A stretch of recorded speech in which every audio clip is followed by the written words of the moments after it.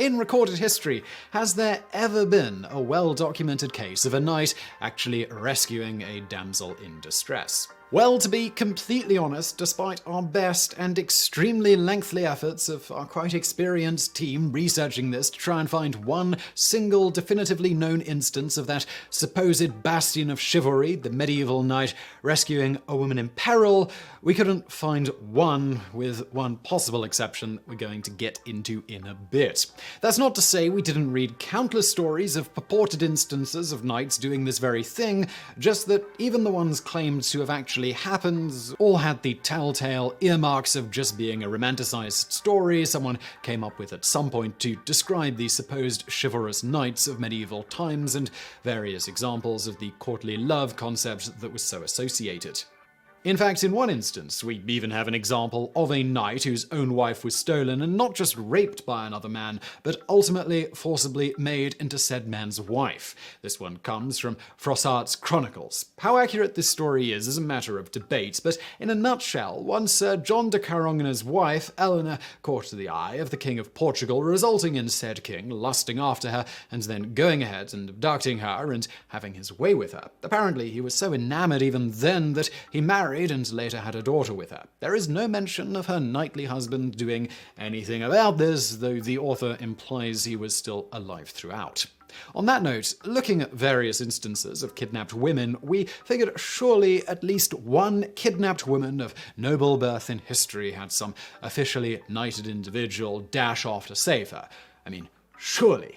Right? She would literally be surrounded by these sorts of men, some of whom would be relations and presumably interested in her safety and well-being. Well, it turns out while women of wealth and nobility were shockingly often abducted throughout medieval times, it doesn't seem as if they could rely on knights to come to their rescue or, well, anyone at all. In cases where something was done, rather than rushing off swords drawn, it would seem, as would be more likely today, resolving the kidnappings was almost always done through negotiations with the kidnapper, or through the court systems and the law, or perhaps both. More specifically, during medieval times in the Western world, women of means, whether of the nobility or otherwise in possession of not inconsiderable valuables, were in particular danger from a random guy coming along and kidnapping and forcibly marrying her. This might be done simply by raping her and thus consummating the union, or in some cases, to make it all more official, finding a willing priest to marry the couple against the woman's wishes and then raping her to seal the deal. It turns out widows were particularly susceptible here, with the majority of the known cases of this sort of thing being such women. As to why widows were so often the target, should a man attempt to do this to a wealthy person's daughter, with the paterfamilias still alive, said father could simply disinherit his daughter, thus profiting the kidnapper nothing. Wealthy widows, on the other hand, would see their fortune more or less transferred to their new husband, or at least the management of that fortune. And as there was nothing inherently illegal about a guy forcibly marrying a woman in this way, it was occasionally a thing, which we know definitively about, unlike many of the tales of knights rescuing damsels in distress, because of court records. That said, it is likely that many of the women subjected to this did not take the matter to court, particularly those of a lower station, perhaps bias in the sample set. But some did, even among the poor. For example, we have the case of Matilda Fuller, who was assaulted by one William Wilpes. Wilpes, the parson he worked for as a servant, and 4 unknown men broke into Fuller's home and, under threat of killing her, made her promise to marry Wilpes. Once she agreed, Wilpes raped her to consummate the marriage. When Fuller later complained to the authorities about the abduction and forced marriage, Wilpes was found guilty of doing this, but was not punished by the courts in any way, with nothing known of what happened to Fuller after. In yet another case, one Mary de Medefeld was assaulted, briefly managed to avoid being kidnapped by holding on for dear life to a tree, and eventually found herself locked in the basement of one Geoffrey Sandcroft's brother's house. Geoffrey frequently tried to rape her to seal his marriage to her. No knights or anyone else ever came to her rescue. She actually did it herself. For 5 straight days, she screamed her head off and fought tooth and nail anytime Geoffrey approached. Ultimately, her would-be groom got tired of trying to consummate the marriage, gave up, and just let her go. Moving on to nobility, the Countess of Lincoln and Salisbury, Alice de Lacy, was abducted not once, but several times. The first time, she was actually still married. In this case, she was abducted by, ironically enough, a group of knights pledged to the Earl of Surrey, John de Warenne. Now you might think that surely her noble husband, Earl Thomas of Lancaster, would come to her rescue, and indeed he did go to war with Warreen over the matter. The problem is, for our search, there is no record of him even so much as asking for his wife back at any point in the ordeal. The two men simply loathed each other, and it was a great excuse for a fight. Getting his wife back, it didn't really seem to have been a priority. Later, Earl Thomas was executed for treason. After that, Alice's lands were mostly taken by the king by force by means of imprisoning her and threatening to have her executed until she made a deal to give them up of her own free will in order to make it legal. Even after she was released, however, she was still more or less under house arrest until she agreed to give up other of her lands and pay a massive £20,000 indemnity. Incidentally, a former kidnapper, John de Warreen, was given a grant for many of her estates as long as he lived. That said, now 42 at this point, she married a knight and baron by the name of Eubulus Lestrange, apparently a union of love, with her husband never bothering to claim any of her remaining property or even the title due to him by marrying her. His surviving letters also paint a picture of a very happy and loving couple. Unfortunately for her, while her years with him were not just happy because of having a loving husband, but also seeing events transpire to get some of her estates back, Lestrange died about 12 years into their marriage while out campaigning, leaving her a wealthy widow. And this was not a safe position in medieval times. Whether out of love for her deceased husband or simply trying to protect herself, she then officially made a vow of chastity in mourning for her lost husband, something the more pious would respect, lest they suffer the wrath of the church and potentially the king. However, apparently not everyone cared, as not long after, Baron Hugh de Freyne kidnapped her, as described in Michael Prestwich's The Three Edwards. He entered the castle with the complicity of some of her servants and seized her in the hall. She was permitted to go up to her chamber to collect her things together, and when she came down, was placed firmly on horseback. Only then did she realize the gravity of her situation, and she promptly fell off in an attempt to escape. She was put back, with a groom mounted behind her to hold her on, and led off to Somerton Castle. There, according to the record, Hugh raped her in a breach of the king's peace. To add insult to injury, as a result of getting kidnapped and raped, Alice was chastised by the Pope for breaking her vow of chastity. Luckily for Alice, her new husband died within a year, and she once again reaffirmed her vow of chastity and styled herself Countess of Lincoln and widow of Eubulus Lestrange. Of course, being an incredibly wealthy widow was still not a safe bet, official vow of chastity or not, and 2 years later she found herself kidnapped again. This time it was by a group led by her late beloved husband's nephew and heir to her own half-brother. This time they didn't want marriage, however, just for her to give up some of her estates to them, which she ultimately did, and she was let go. In another case in the 15th century, one Marjorie Maléfont was married to Sir Thomas Maléfont when she was kidnapped and forced to marry another. You might think her knight of a husband would come to rescue her, but unfortunately for her and us looking for a case of a knight rescuing a damsel in distress, Sir Thomas was dead at the time.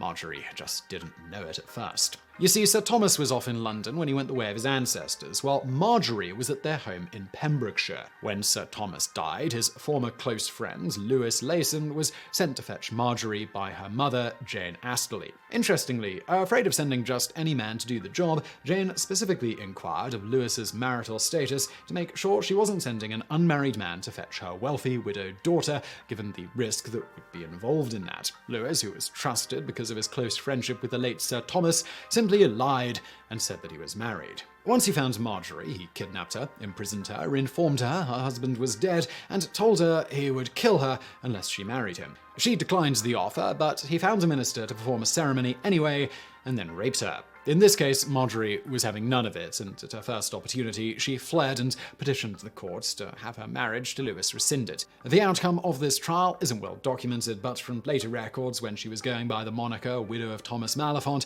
it is presumed she actually managed to win the court case. In yet another example, this one giving us some hope of a knight coming to the rescue of the damsel, one Joan Beaumont was kidnapped by 40 men and forced to marry Edward Lancaster, with once again the formula being a priest willing to perform a ceremony and then rape thereafter. In this case, however, Beaumont was already engaged to Charles Noel, who, rather than specifically coming to her rescue sword drawn, instead petitioned Parliament, not just to fix the situation with his fiancée, but also to fix it for all noble women by passing laws to protect said ladies from being forcibly made to marry in this way. As to what happens after in this case, the British National Archives, while detailing the petition itself, don't seem to mention how the case turned out as far as we could find. That said, other records seem to indicate Joan married Charles Noel in 1452, so we're guessing this one did have a happy ending. This case is noteworthy in our search, however, in that Beaumont's former husband, Henry Beaumont, was a knight before he died. Further, her son, also Henry Beaumont, was also a knight, and he was a joint petitioner with Charles Noel on the matter. So, while not exactly a knight rushing to rescue a damsel in distress in the way typically depicted in stories, it was a knight writing a very sternly worded letter to Parliament to help a damsel, in this case, his mother. We'll leave it up to you to decide whether petitioning Parliament to have a woman's forced marriage annulled constitutes a damsel in distress being rescued by a knight. Moving on, we do know not all such supposed kidnappings and forced marriage cases were actually forced, even though they were claimed to be. In an era where a girl's opinion of who she might marry may or may not be given credence to by her family, some young ladies who had a strong preference found a way around the problem via scheming with their lover to have him kidnapped and supposedly forcibly marry her in this fashion. The deed done while the prospective family could still see the girl disinherited, in these cases it would seem the union was more about love, not profit, so the happy couple presumably didn't really care.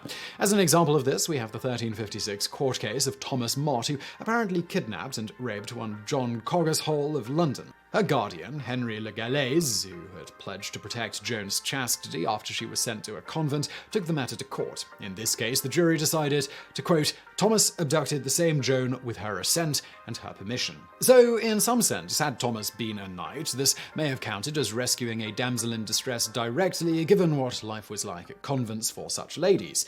However, sadly for our quest to find a well-documented case of a knight rescuing a woman, Thomas was not a knight. Incidentally, on the note of consensual faux kidnappings, funnily enough, laws were put in place to curb this practice long before the ones stopping the practice of kidnapping and marrying unwilling women. And if you're wondering about stealing another man's wife and then forcibly marrying her, while there are such stories as the supposed case of the aforementioned King of Portugal, for mere mortals, this doesn't really seem to have been a thing intentionally done, as there was little profit in these types of cases outside of things like ransom. And doing this came with considerable and well-defined legal risk. As noted in our video, the surprisingly recent time British husbands sold their wives at market, the women in these cases were considered more or less property in the eyes of the law, and thus, if you stole another man's wife, you stole his property and could be legally punished for the theft. This is in large part why wives in Britain were sold at auction going all the way into the early 20th century. With no other good way of divorce, such an auction was seen by commoners to be a way to sell your property, your wife, to another man, and thus, at least the common folk considered it a way to get a divorce. This wasn't actually a legal divorce at all, but for a couple of centuries there, the authorities chose just to ignore the practice and let the plebeians do as they wished, particularly as in the vast majority of these cases, it would seem all parties involved were happy and willing participants. In any event, going back to the original question of knights rescuing damsels, it turns out the whole chivalric code was more like loose and varying guidelines instituted by the church to try and rein in the knights who were going around and terrorizing everyone. As far as actual documented history, rather than the legends and fairy tales, this wasn't very effective. And even in the mythology of it, we have such references as Andreas Capellanus, who more or less popularized the idea of courtly love in the 12th century, noting knights should feel free to do what they wished with any peasant woman they encountered, but should act respectfully towards noble women. From this, perhaps it's not surprising there don't seem to be well-documented cases of knights actually rescuing women.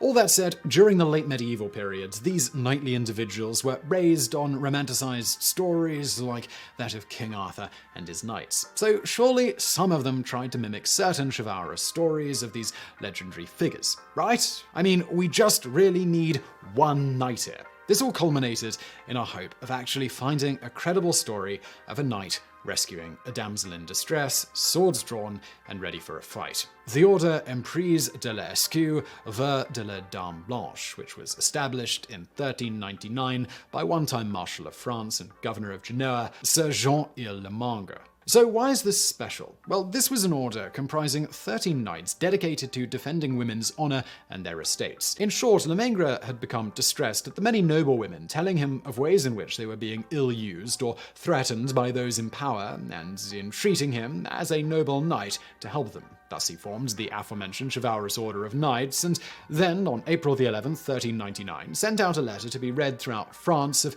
his order's willingness to drop whatever they were doing at the time and come to the aid of those women in need of it. They would fight any oppressors in the process if needs be. Of course, only noble women counted here, and as far as we can tell from Lemangre's extensive documented career after that, he never once dropped what he was doing to travel around France helping anyone. As with their leader, we couldn't find any well-documented stories of these knights fulfilling their pledge. But at the least, given this was literally the point of forming this band of knights, and it was formed in response to requests from ladies of privilege petitioning the knights, so we know petitions happened, and they well broadcast their intent to help noble women in distress, I mean, at some point, they probably helped at least one woman, right? So, to sum up, while there are countless stories of medieval knights rescuing damsels in distress, finding one that can be definitively shown to have actually happened seems an effort in futility, though we're happy to be proven wrong here, as we're sure it must have happened at least once. Although, if you spend much time reading about the better documented exploits of the medieval knights around this time, well, let's just say it's probably far more likely that should a verifiable story of a woman and a knight actually come up, it's more likely that the woman needed to be rescued from the knight, if anything, especially if the woman was from a family of lesser station than the knight themselves, which was true for most women. It would also be a bit of a problem, as we mentioned, if the woman was independently wealthy and unmarried. As 18th and 19th century historian Jean-Charles Lénard de Sismondi aptly sums up of the myth of the chivalrous knight, the more closely we look into history, the more clearly we shall perceive that the system of chivalry is an invention almost entirely poetical. It is always represented as distant from us both in time and place. And whilst the contemporary historians give us a clear, detailed, and complete account of the vices of the court and the great, of the ferocity or corruption of the nobles, and the civility of the people, we are astonished to find the poets, after a long lapse of time, adorning the very same ages with the most splendid fictions of grace, virtue, and loyalty. The Romance writers of the 12th century placed the age of chivalry in the time of Charlemagne. The period when these writers existed is the time pointed out by Francis I. At the present day, 1810, we imagine we can still see chivalry flourishing in the persons of Du Guesclin and Béart under Charles V and Francis I. But when we come to examine either one period or the other, although we find in each some heroic spirits, we are forced to confess that it is necessary to antedate the age of chivalry at least 3 or 4 centuries before any period of authentic history.